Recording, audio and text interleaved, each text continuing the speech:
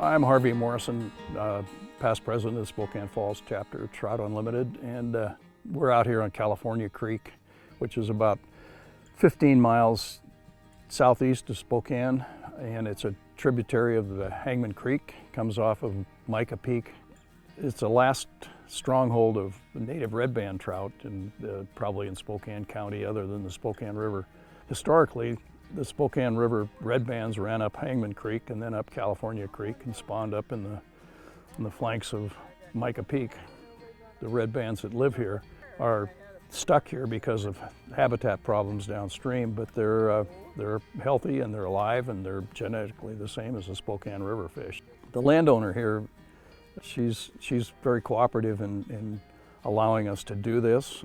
We fenced off parts of her pasture here to create a buffer of about 50 feet wide on either side of the creek. Two things that is lacking in this habitat: there's no shade on the creek and there's no holding ability to the banks, so you've got a lot of erosion. What we've done already is plant some low-level willows, and willows are food and building materials for beaver. Once beaver build their dams, you bring the water table up, so we try to feed the beaver. My name's Otto Klein. I'm with the Spokane Indians baseball team, but I'm also part of the Trout Unlimited. We're here today with a great habitat project, and we're putting in trees, we're putting in willows, we're going back behind all the trees and putting in wire fencing so that, protect it as much as we can, and hopefully in a few years these trees are tall, provide a lot of shade, so we can keep the water temperatures as low as possible.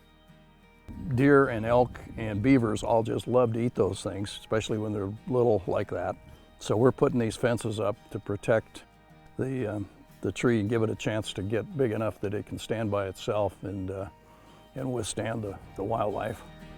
I didn't count heads this morning, but we had about 15 people here last weekend, and I think we had about the same number this weekend. And they're all volunteers, and they're getting dirty and having fun.